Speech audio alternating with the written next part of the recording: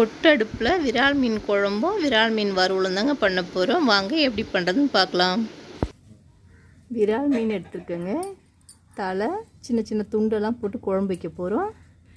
நல்லா பெரிய பெரிய துண்டாக இருக்கிறத மீனை வறுக்க போகிறோம். இதுக்கு மசாலா சேர்த்துக்கலாம். 1/2 டீஸ்பூன் மஞ்சள்தூள் சேர்த்துக்கலாம். 1 பேக்கெட் மீன் மசாலா சேர்த்துக்கலாம். 1 பேக்கெட் 65 மசாலா சேர்த்துக்கலாம். 1 டீஸ்பூன் உப்பு சேர்த்துக்கலாம். பாதி எலுமிச்சை பழத்துடைய சாறு சேர்த்துக்கலாம். மீனுக்கு மசாலா சேர்த்து கலந்து வச்சாச்சுங்க. இது நல்லா ஊறட்டும். நம்ம மீன் குழம்பு கூட்டிக்கலாம். 100 கிராம் புளியை கரைச்சி வடிகட்டி எடுத்து வச்சுருக்கேங்க. அதுக்கு மசாலா சேர்த்துக்கலாம். 1/2 டீஸ்பூன் மஞ்சள்தூள் சேர்த்துக்கலாம். 3/2 டீஸ்பூன் மிளகாத்தூள் சேர்த்துக்கலாம்.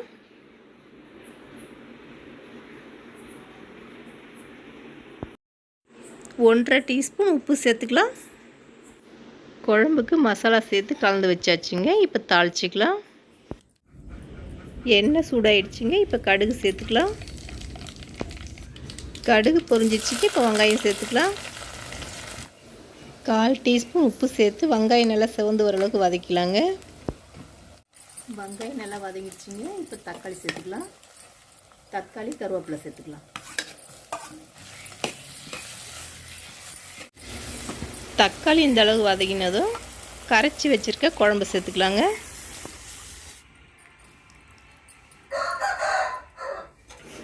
குழம்பு கொதிக்கட்டுங்க. தட்டு போட்டு மூடி வச்சிடலாம். குழம்பு நல்லா கொதிக்குதுங்க. இப்போ மீனை சேர்த்துக்கலாம்.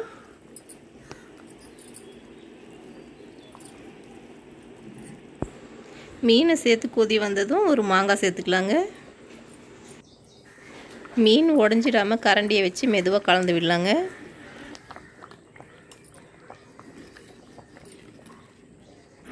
மீன் குழம்பு நல்லா எண்ணெய் பிரிஞ்சு வந்துடுச்சுங்க. ஒரு வாட்டி கலந்து விட்டு குழம்பு இறக்கிக்கலாம்.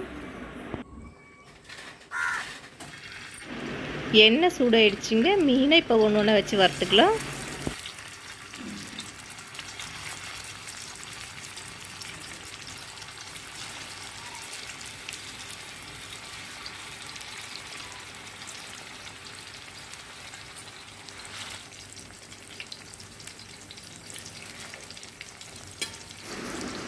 ஒரு பக்கம் செவந்ததும் இன்னொரு பக்கம் திருப்பி விட்டுக்கலாம்.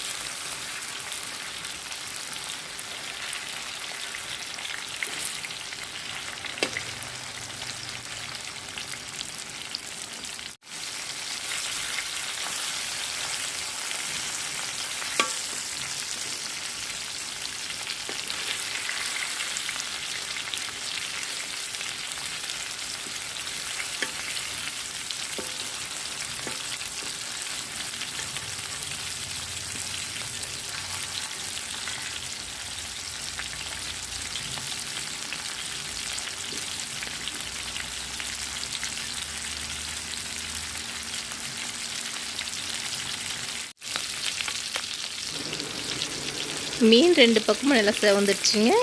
இப்போ இதை ஒரு தட்டுக்கு மாற்றிடலாம்.